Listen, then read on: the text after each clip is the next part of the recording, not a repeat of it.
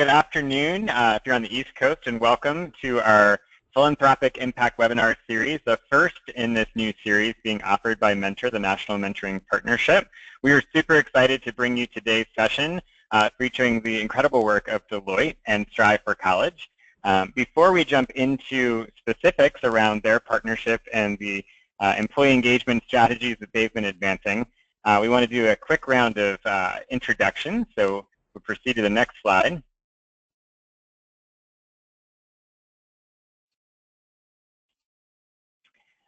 So my name is Dan Horgan. I'm a corporate partnerships consultant with Mentor, the National Mentoring Partnership, working with them to both develop and advance a variety of corporate relationships so that we can really close the mentoring gap by engaging employee mentors across the country. With us, we also have Meredith from Deloitte and Michael from Strive. Meredith, I'll toss it over to you. Thanks, Dan. Good afternoon to everyone. It's great to be here. Thanks for having us. My role is leading our education strategy for Deloitte. I'm part of our corporate citizenship group, and I lead our program, which we call Right Step, which is focused on helping low-income students persist through high school, college, and transition successfully to a career. And Michael, we'll turn it over to you. Hi everyone, my name is Michael Carter. I'm the founder of Strive for College, which started in my dorm room when I was a freshman in college. And our mission is to help underserved students from lower and lower middle income backgrounds reach higher education and achieve their dreams. And we now do all of our work completely virtually through our online platform. So we're really excited to be here today and share more about our partnership with Deloitte with you all. Excellent. Thanks, Michael. And thanks, Meredith. Before we jump into the conversation specifically around Deloitte and Strive for College's partnership, we just wanted to be mindful of, we have individuals joining us from corporations, foundations, individual donors, community-based organizations, mentoring programs, a wide variety of participants. And so we just wanted to take a few minutes up front to give everybody a quick overview of Mentor, the National Mentoring Partnership, if you're not familiar with our work. We've been around for over 25 years, and really Mentor is focused primarily on increasing both the quantity and the quality of mentoring across the country. We do that by raising public awareness around the need for mentoring for young people of all different backgrounds and all different communities across the country, really making sure that the field has a solid set of resources to support mentoring programs, that we're continually advancing the most cutting-edge research and the state-of-the-art tools to help mentoring programs advance their ability to deliver high-quality programs and really close the mentoring gaps within their individual communities.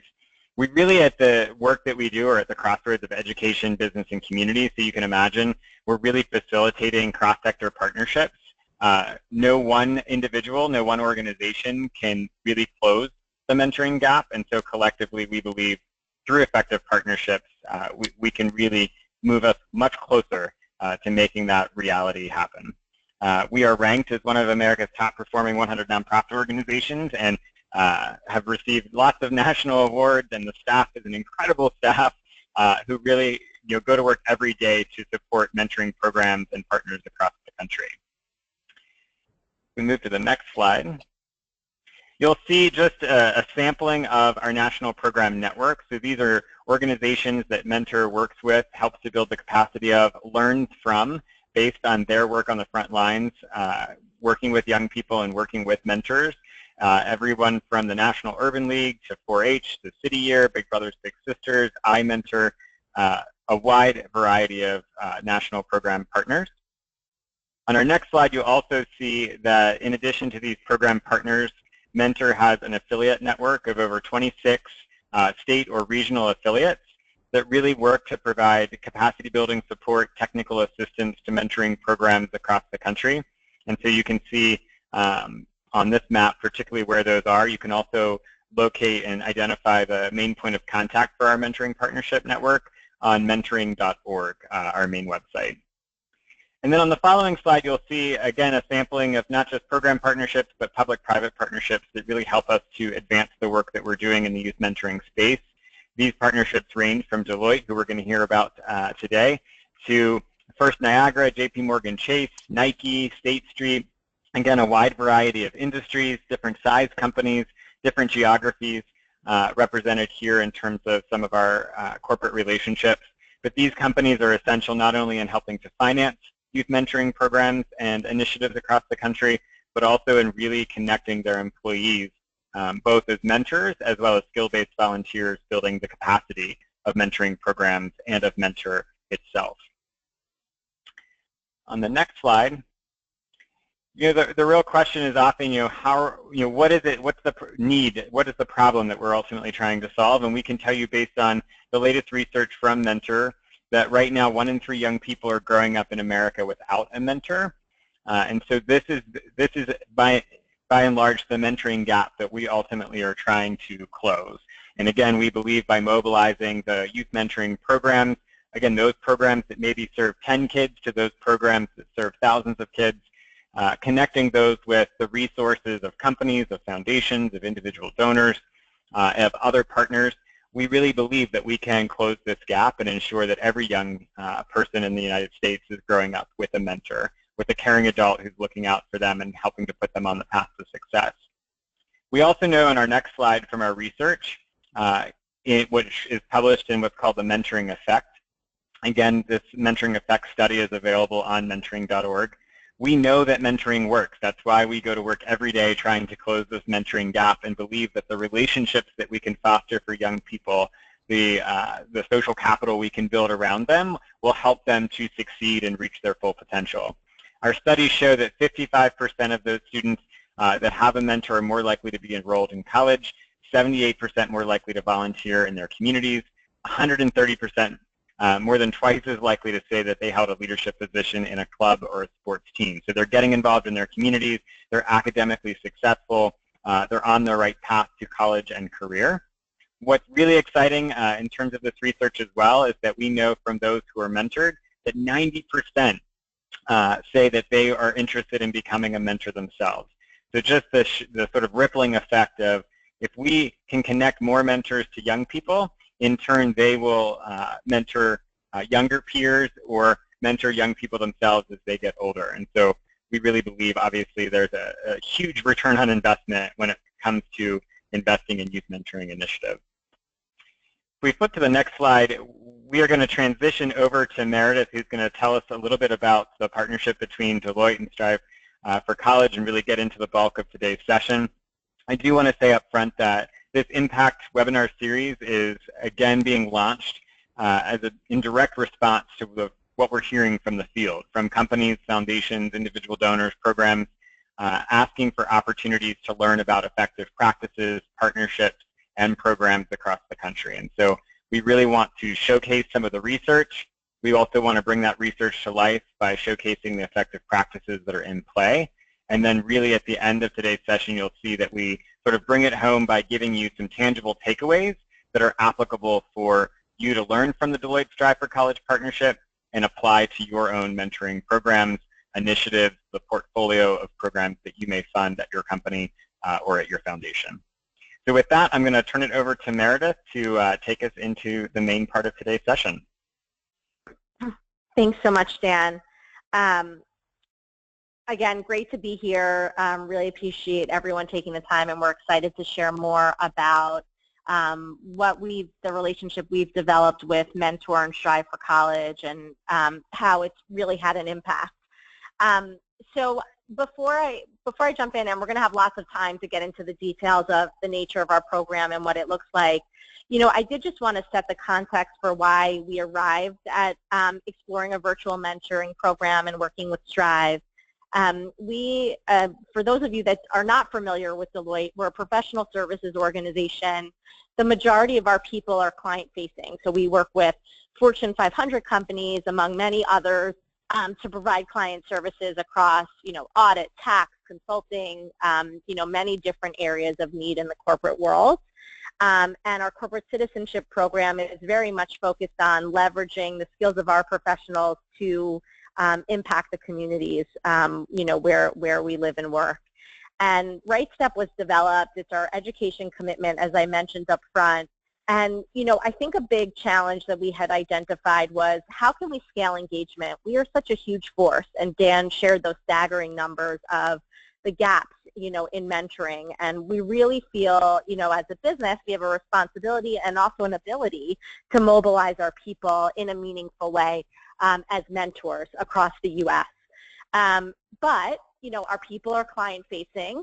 They have the realities of life and, and commitments to their family. Many of them spend 4 or 5 days on the road, often not at home. And it left us challenged to figure out, how could we actually engage our people as volunteers? I think also, on the other side, many of the nonprofits that we work with as part of our Right Step programming were challenged to absorb, thousands and thousands of volunteers. It just either wasn't central to their model, or, it's of course very difficult to get adults and mentors into to students at schools, where they are. And challenging, of course, for our people as well to make that time during their day. So virtual was a notion we had. Strive for College actually applied for an innovation prize we had a few years ago, and they were in our top round of finalists. So they were always in the back of our head, and Michael was as well, based on his compelling presentation about the platform and the direction they wanted to go to scale the reach of helping students apply to college. And, it seemed like a great fit for us. We're only a few months, so we launched this pilot with Strive in the fall, and we'll get into more of the numbers, in a few moments. But we launched this pilot in the fall. We called it a pilot, but we had over 700 people engaged really off the bat. It was a tremendous response from our people that I would say, Michael and I probably didn't anticipate to begin with. And we also, worked very closely arm in arm with Dan and Mentor to make sure that we were helping our people feel prepared for what virtual mentoring could look like. And we'll get into more of that detail. On this slide, you'll just see one of our phenomenal success stories, and we expect many more over the coming months as the college decisions come down and are delivered to the Strive mentees. There is a link to the video here. Our technology doesn't enable us to broadcast this for you guys today, but definitely encourage you just to take a moment to see it. It's a video of Jerry, our Strive for College mentee on the left, opening his early admission letter from Harvard with his family, and it's super powerful, and certainly made many of us tear up. And Forrest was the Deloitte mentor who had just such a phenomenal experience working with Jerry and helping him through the process. So I'm going to take this moment, I'm going to hand it to Michael to talk a little bit about the magic that is Strive for College and how the platform works, and then we can talk in more detail about our relationship together. So Michael, I'll hand it to you. Great, thanks Meredith. Some of these slides have a lot of text, and the reason for that, just up front, is we know that you're all going to have a copy of this presentation for after, so we thought it would be great to give you a really thorough overview, but I am just going to give you the highlights now. So Strive truly believes that technology and mentoring equal access to college and lifelong opportunity, and we do all of our virtual mentoring through our UStrive platform. And Strive actually started, like many mentoring organizations, as an in-person program. And as we grew and scaled, especially to more rural areas such as Idaho, we realized we could not reach all these students via in-person programs.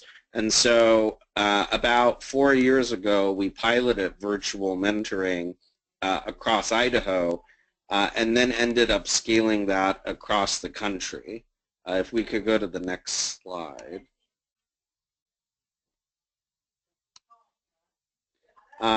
Strive is based on the premise that every year there's 400,000 students who are low income who should be going to college and they're just not. And as a result, the U.S. economy is losing $400 to $600 billion every year Next slide. And so through Strive and through the technology, we are helping students and mentors connect. They're using a curriculum. They're matching to one another. And as you can see here, our outcomes have been very good. Last year, 98% of Strive students went to college, 78% to a four-year college, and 89% required no debt for tuition, which we're really proud of. Next slide. As you can see here, Strive helps students throughout the process by making better matches. So through technology, we can match mentors and students and give students an option of mentors that are most likely to be a good fit for them. Virtual mentoring is convenient. These sessions can happen anytime, anywhere. Through our platform, students and mentors are able to follow our guided curriculum. And also through our platform, students can search for the best college for them. Next slide, sorry. So again, you know, I'm going to show you some of the highlights of our platform here. If we can go to the next slide.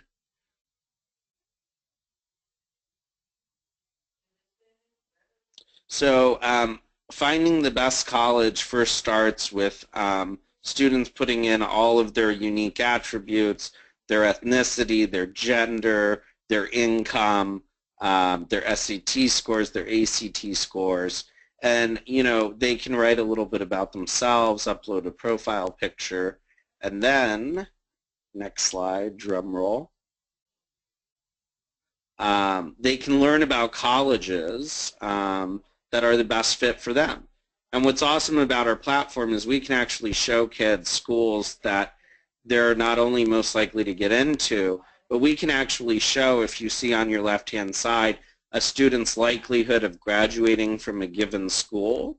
And we can break that down by gender and ethnicity. And if you go to the far right of the slide, you can see we can also show a student, based on their family's income, how much they're going to have to pay to go to a given school and how much financial aid they're going to get. Next slide, please. Students actually get to choose who they want as their mentor. So think of it as like Tinder for mentoring. When a student signs up, they get to look at a variety of mentor profiles.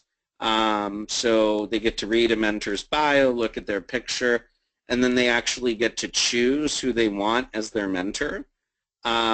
Mentors can take on more than one student. So for example, Deloitte students or Deloitte mentors have served well over 1,000 students because, you know, they're taking on more than one student in a lot of cases.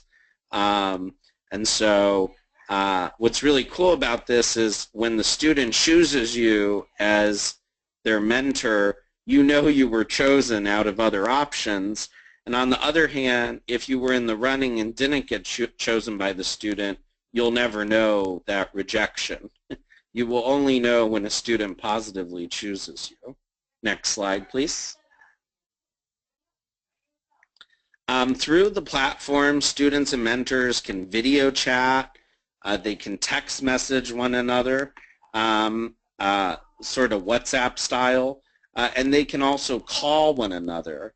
And just like when you call your Uber driver, all of the numbers are masked.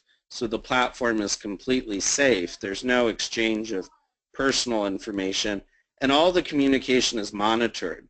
One of our coolest new features is we take screenshots of the video chats, and we have facial recognition technology to tell when a mentor or student is happy or sad. So if someone looks sad, our staff gets in touch to make sure the session went okay. Also through the platform, students and mentors work on the whole application process, and it's like an online locker where they can store all their work as they work through it. And so you see on your right a progress bar for the different steps that a student has taken, and on your left a video chat taking place while they're working on a student's essay below. Next slide, please. like I had mentioned before, we have a best practices curriculum that we've iterated on over time and continue to iterate on, where students and mentors can go step by step through the whole process and accomplish the steps through the curriculum and save their work in progress. So we're able to track all of that in real time and also report out to our partners like Deloitte the engagement of their employees on the platform with students. Next slide, please. Like I said before, this is a good example of searching for colleges. You can see on the left the tailored tuition and graduation rates for a given student. And on the right, you can see that we also allow the students and mentors to keep personalized calendars on the site. So when a student and mentor start an application to a new school, actually all the deadlines for that school and all of the things that the student mentor should work on for that application auto-populate into the calendar. Next slide, please. Also through this platform, we're able to aggregate knowledge. So, let's say a mentor doesn't know the answer to a question from their student. The student or mentor can ask the whole community on our platform, and then any student or mentor can answer that question. And we have community moderators who make sure the answers are accurate. But we find that a lot of mentors actually love being able to answer questions on our community forum. And then a lot of students love going to that forum to learn answers to questions they have that their mentors may not know. Next slide, please. And of course, one of the advantages to virtual that I know we'll speak about more later is being able to run reports on all of the activity going on our platform. So through our platform, everything is tracked. So we know every click, every bookmark, whenever messages are sent, video chats, phone calls, such that we're able to track all of that seamless for you so that you know how your employees are engaging with their students. And as a result, we're able to iterate in real time on issues. One of my favorite features of the platform is after every session, the student and mentor are able to rate it 1 to 5 stars, just like you would rate an Uber ride and your driver would rate you.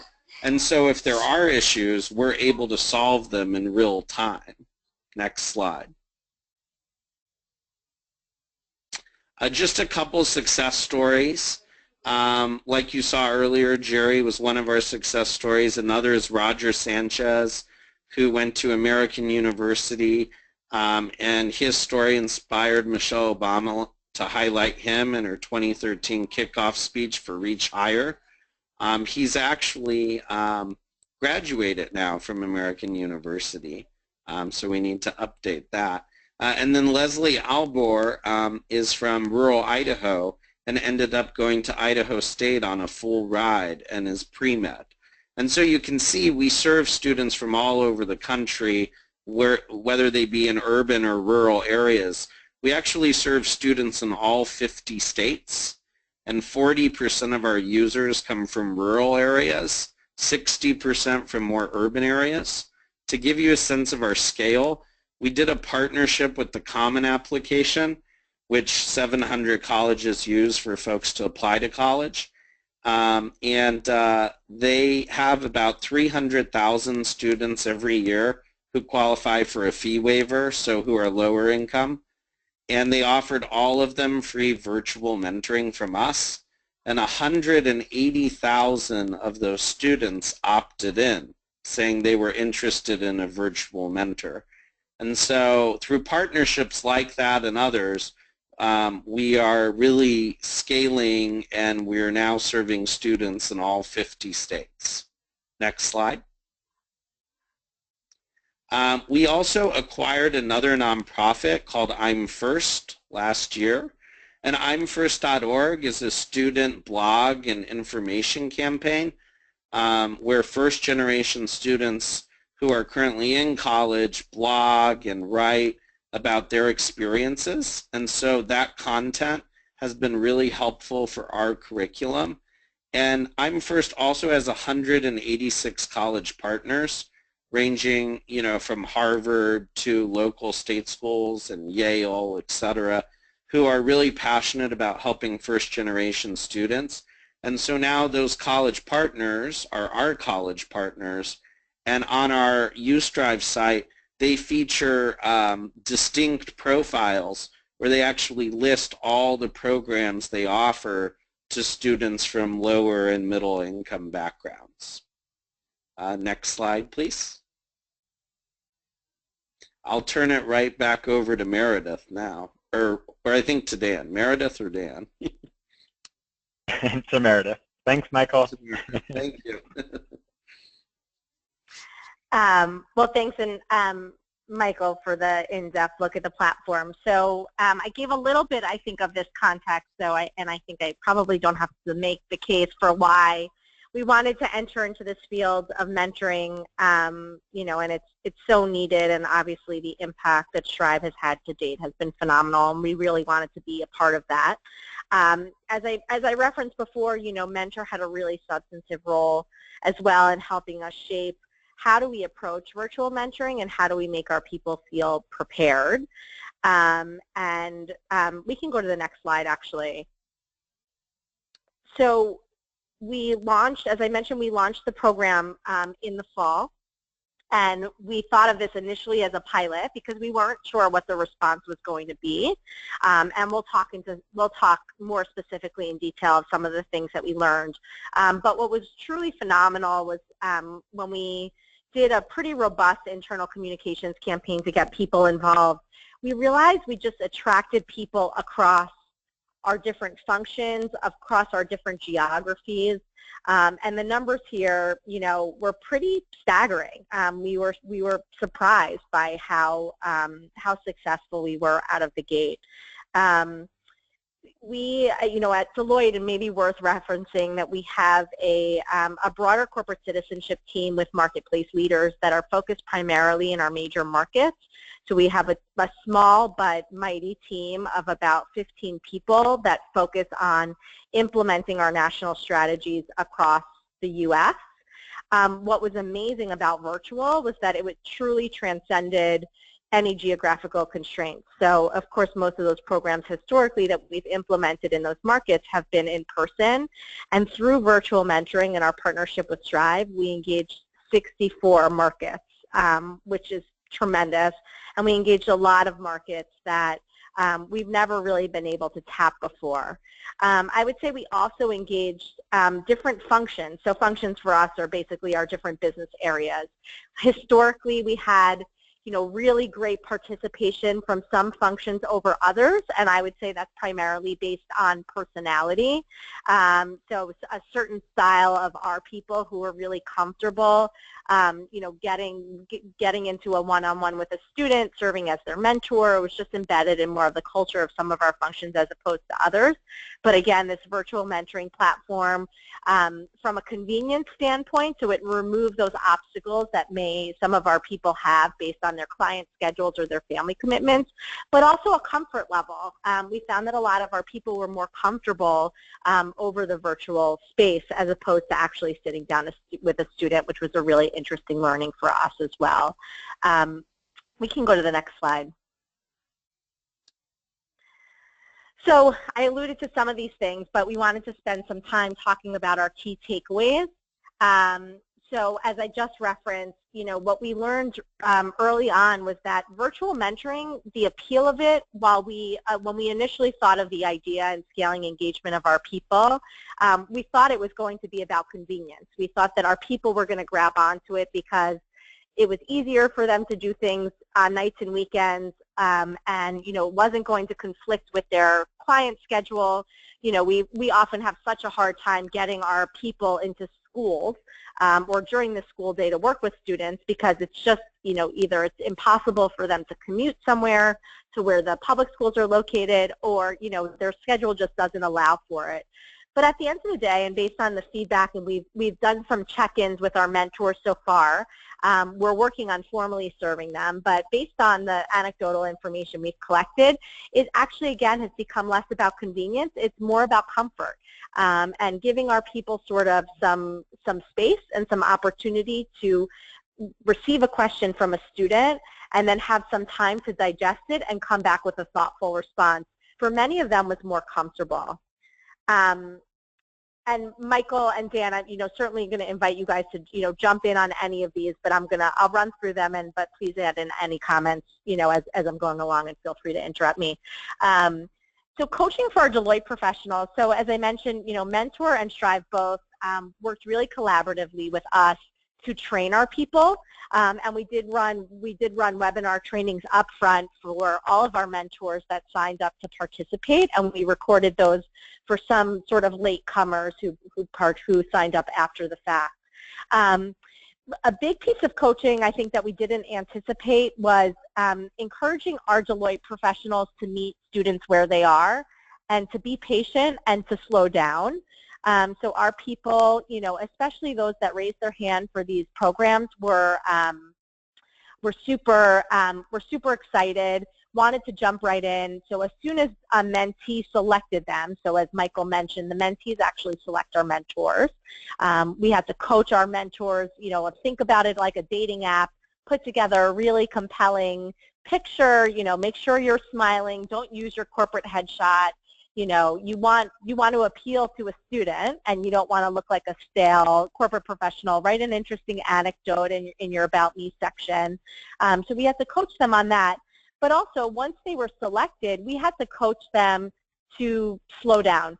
So our people were super anxious. They, immediately wanted to set up a web chat or a phone call with their mentees, and oftentimes that would scare off a student.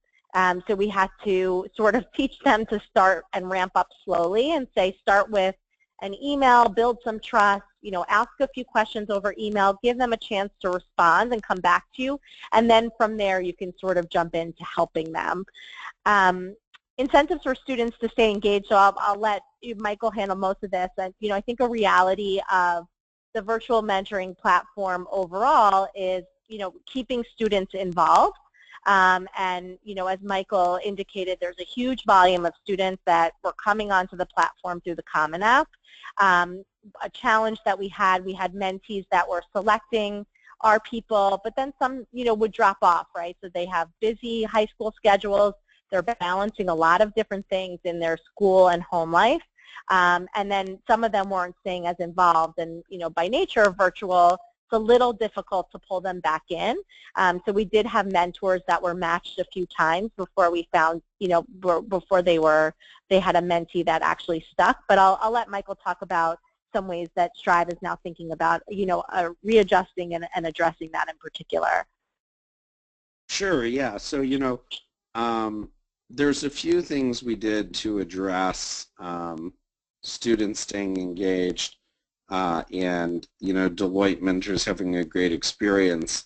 The simplest one is we've set up automatic triggers to automatically text and email the students over the course of a few days to try to get them to engage more with their mentor, and vice versa if a mentor is unresponsive. If that doesn't work, we then actually rematch the Deloitte mentor to a student who is engaged, who may not have had as good of an experience with their mentor, which at scale these things do happen.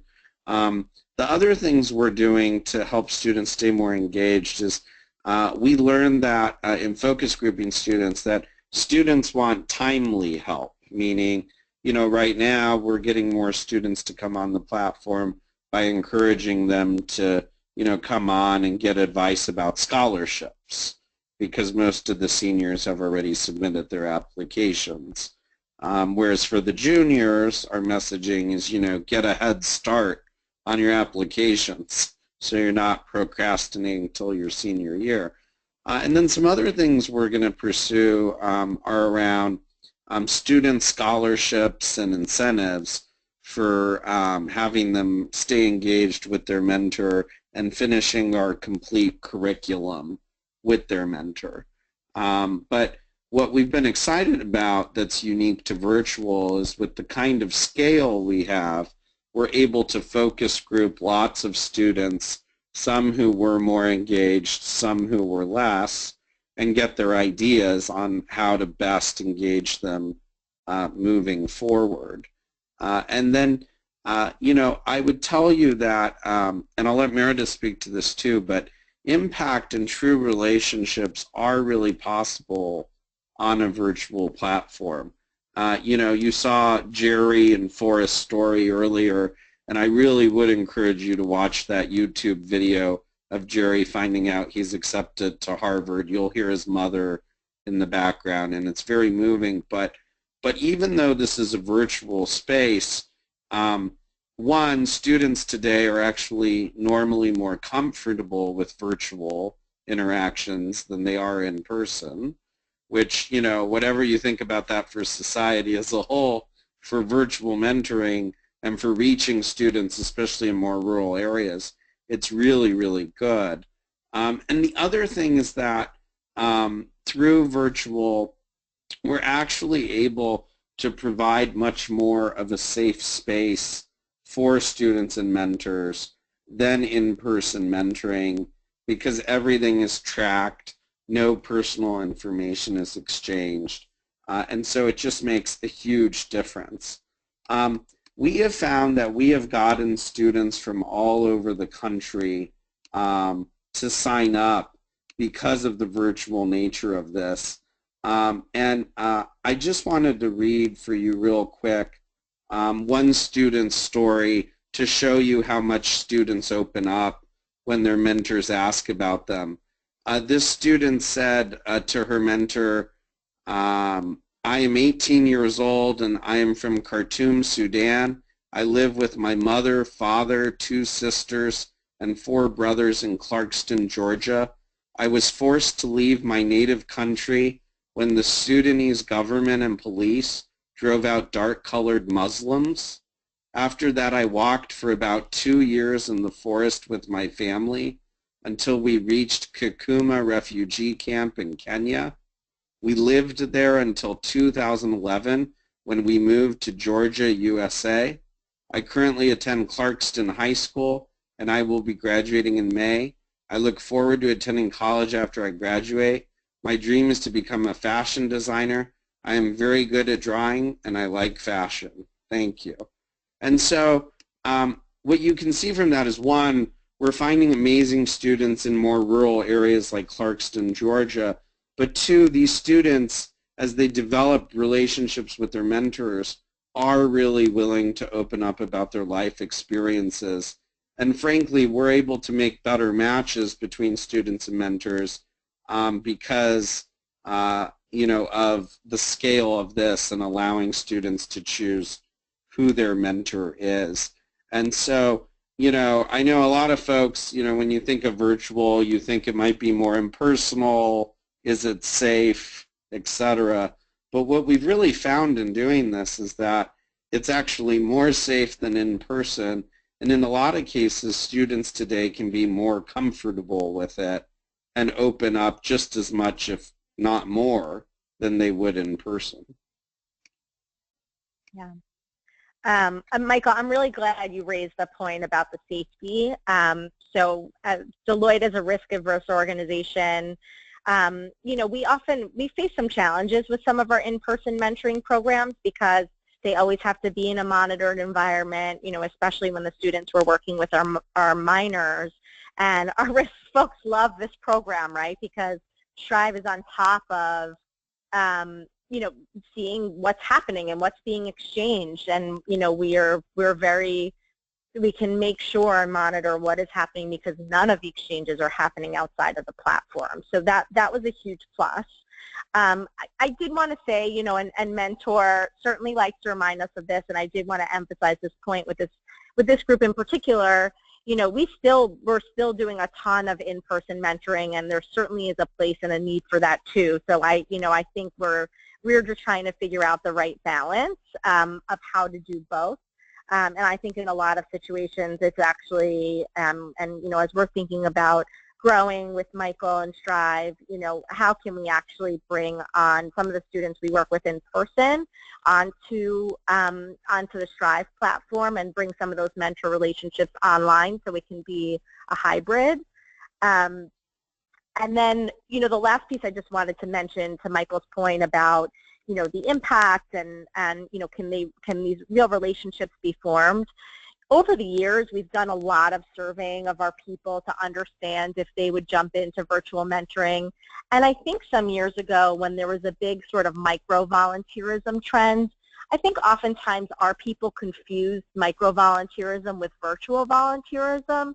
And for those of you that are not familiar, micro-volunteerism was sort of the best example we used to give was, our people who are on the road, they have 20 minutes before they're hopping on a flight to their client in the airport, and they get a PDA of a resume on their a PDF of a resume on their PDA, and they can look it over, make some comments, send it back, and then that's sort of the end of their engagement. But it gives them an opportunity to volunteer in these short spurts. This Strive, the program we've built with Strive is clearly not that. It's not micro. It's not ad hoc, and it's not in short spurts. It takes a little commitment, and it's ongoing, and it's consistent. So it gives these mentors an opportunity to build relationships and a rapport with their mentees. And it's just an example where I think we've talked about it a lot.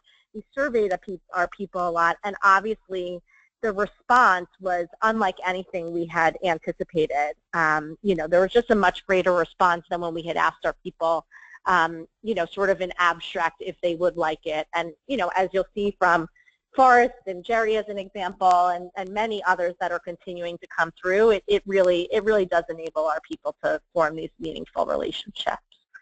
So I think we can go on to the next slide.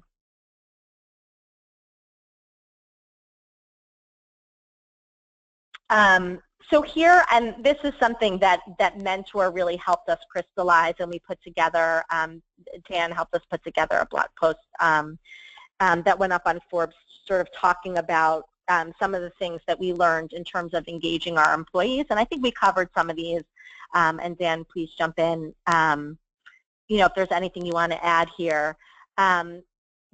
Employee engagement and aligning to your company culture. I mean, for this it was a no-brainer. Mentorship is such a central part of Deloitte's professional development and how our people are accustomed to operating within the firm. And, we just know based on our local in-person activities, just this growing interest to actually mentor and certainly to help students is just, it is a big part of, we knew a sort of a need or an interest that we wanted to fill. Engaging subject matter specialists to complement your core business competencies. Again, this is where, I think Deloitte, we acknowledge that we couldn't go at this alone. One, we obviously needed Strive and the technical capacity and expertise and access to students, and to know where we wanted to focus our intervention. With Michael's building the relationship with an organization like Common App, provided this pipeline of students that was really beneficial for us. And then, of course, working really closely with Dan and Mentor. I mean, again, we recognize that, this stretched us, right? I mean, we're a professional services organization that works with clients, and certainly we had some notions or ideas of what would work best for our professionals, but when it got down to, what did we want to focus on from an impact and a mentorship standpoint, we really need to pull in others to help us build that out. Diverse options for employee engagement, again, doing the virtual in addition to a lot of the local offerings, keeps our program alive and well, and, really keeps our people across the board with a diverse set of interests by offering many different things. Support for our employees, as I mentioned, we did those trainings up front. We've done regular check-ins for our professionals to understand how things are going, what challenges they have. Michael and his team have also been phenomenal. We have one person that we work with on a regular and consistent basis who, can help us with anything from as big as getting a message out to all the mentors to, we have one isolated issue with a mentor that has had, a few unsuccessful matches, and we want to make sure they get matched with someone. So that's been a phenomenal partnership as well. And the realistic expectations, I think I feel fortunate in that the nature of our people, especially those people that raise their hands to get involved with programs like this, are really patient. So as we mentioned, I'd say probably the biggest challenge we faced is just getting some of those matches to stick and figuring out how to get the students engaged. But our people are, we'll come back 2, 3, 4 times, and don't get frustrated and understand that these are students that have competing priorities, and and they're just patient because at the end of the day they want to provide the help that's needed. So I feel very fortunate to work with a group of professionals that operate that way, and that's certainly makes my job easier and makes it so that we can actually ultimately find successful matches for them. Let me pause, Dan. Michael, I'm sure you might have more to add, and I know we wanted to leave some time for Q&A too.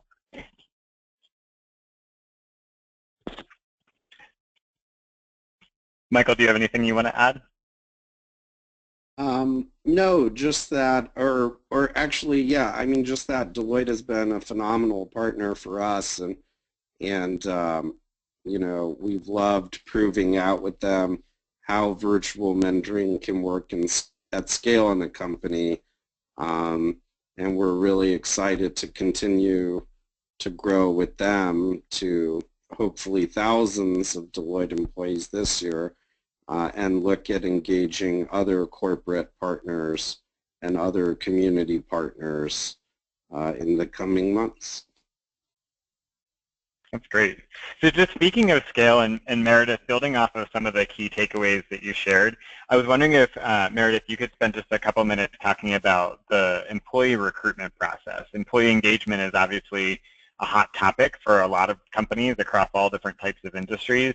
And so the fact that you were able to launch this partnership with Strive for College and get over 700 employees engaged so quickly, can you just talk a little bit about some of the tactics that you use to get those people into the program up front? Yeah, definitely.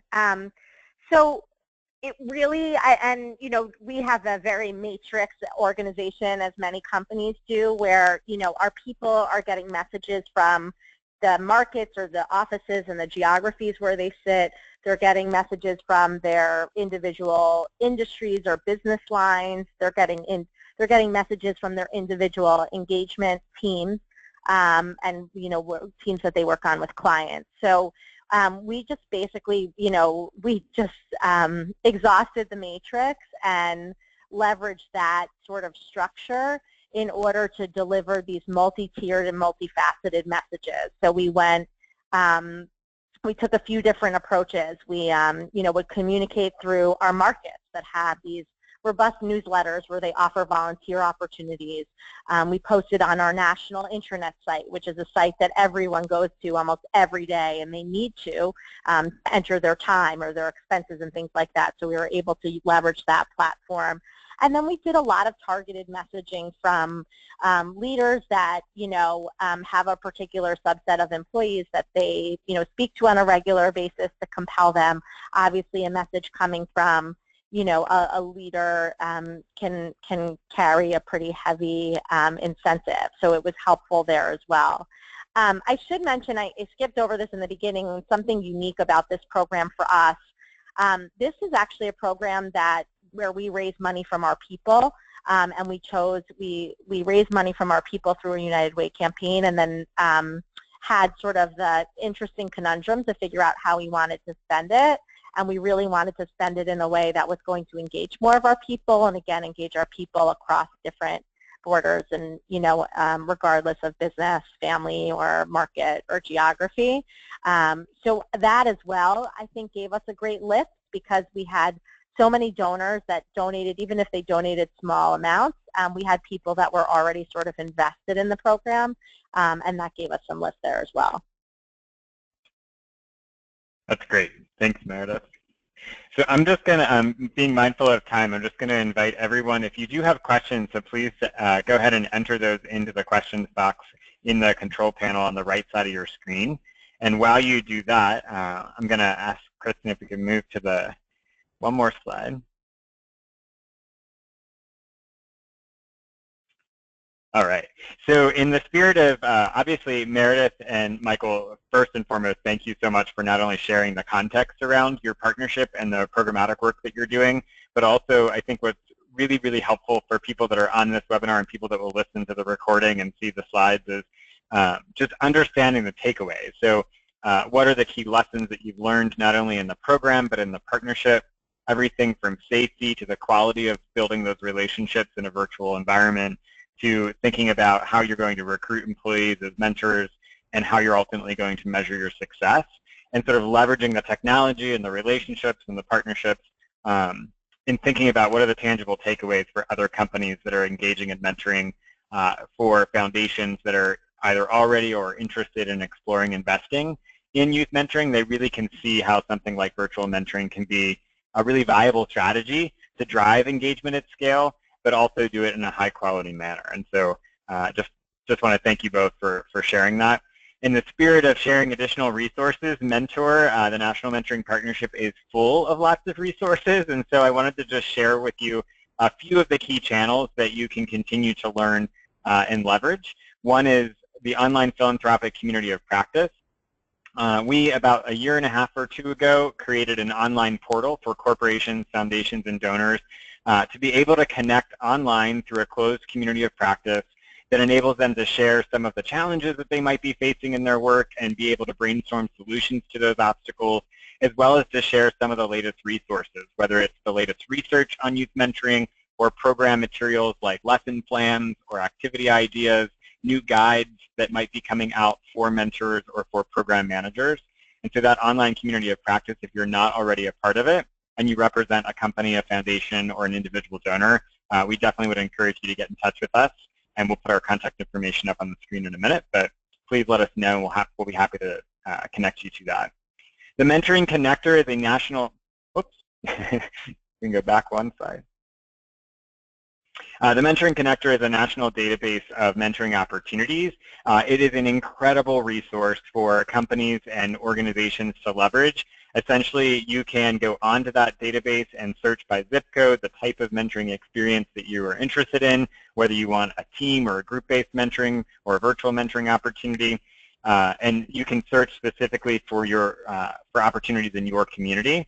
For companies especially, it's a fantastic resource to be able to build into your intranet as you're encouraging your employees to engage in volunteerism, to be able to connect them to not only why mentoring is so important, but a very clear call to action to say, if you're compelled based on seeing that 1 in 3 kids are growing up without a mentor, here's a great resource for you to turn to and find an opportunity right in your backyard. The National Mentoring Resource Center is another online clearinghouse that's open to the public, and everybody can access it, again, full of great tools, resources, effective practices being showcased via case studies and research projects. The Collaborative Mentoring Webinar Series is a free webinar series for practitioners by practitioners, in addition to this new webinar series that we're launching for the philanthropic community. Both are really designed to spotlight effective programs, partnerships, and practices that are in play, and ensure that people can hear those practices, but then also understand some of the clear takeaways to apply to their own programs and work. National Mentoring Summit, which happens this early back in February, is an amazing summit bringing together over 1,000 practitioners, philanthropic partners, researchers, policy makers, you name it, at the summit, all being mobilized around how do we close this mentoring gap, how do we advance the most effective practices, the highest quality mentoring experiences for young people and for mentors themselves. This past year we launched a philanthropic partnerships track and really expanded our programming for companies, foundations, and individual donors, and we'll continue to do that. And so we encourage you to check out that summit. And then last but not least, we oftentimes receive lots of requests for particular demographics of students that are engaged in mentoring programs, and the Guide for Mentoring Boys and Young Men of Color is a fantastic resource that really takes the elements of effective practice for mentoring and applies a lens to the specific challenges or barriers that boys and young men of color in our communities are facing, and how mentoring can be a viable strategy to help them overcome those obstacles and really realize their full potential. So I definitely wanted to showcase all of these resources, and again, lots more that you can access at mentoring.org. On our next slide, again, if you're interested in any of these things plus more, you have our contact information. You also have the opportunity, again, I just want to say thank you to Meredith and Michael for not only spending the time in preparing and facilitating today's session, but being available for others to answer questions, to learn from the partnership and the work that you all are doing, to be able to leverage the Strive for College You Strive platform to, again, get your employees or your community on board with virtual mentoring. All of our contact information is here. And then last but not least, I just wanted to highlight the next Impact webinar series is on April 12th at 2 p.m. Eastern Time. We're going to be featuring another corporate partner, State Street Corporation, and the Massachusetts Mentoring Partnership. The registration link is included here on the slide, and you can also access it on mentoring.org. But that one will specifically focus on how State Street, along with 5 nonprofit partners, have really invested in mentoring as a strategy to prepare students in the Boston community for college and career. And it's a pretty amazing collaborative project that has been up and running for several years and has some fantastic success, and really has understood the power of bringing multiple organizations together, leveraging their strengths, and the power of working in partnership with a local mentor affiliate. I don't see any additional questions. So Meredith and Michael, I'll ask if you have any closing thoughts or closing words you want to leave us with before we say goodbye to our participants. I just welcome, I appreciate, Dan, so appreciate the time, and my email's up here, and welcome anyone to reach out if they have additional questions or want to discuss it further. Yeah, as well, I appreciate the time as well, and if anyone's interested, we definitely would love more partners. So our contact info is on the slide, and hope we'll hear from you soon. Excellent. Thank you guys so much. Thank you to the mentor team that helped us as well. And I just want to encourage everyone, there will be a survey when we close out of today's session, a quick survey. It will literally take you a minute or two to complete. Being that this is a new webinar series, we would love to get your feedback around what worked for you, what didn't work, how we can improve these sessions in the future, as well as what topics might be of interest for you moving forward. So if you don't mind just taking a few minutes to take that survey. And then lastly, the recording from today's session along with the slides will be archived on the mentoring.org site. And so we encourage you to check that out as well. So once again, thank you so much for being a part of today's session. Thank you, Meredith and Michael. And we hope everyone has a great rest of the week. Take care. Thank you.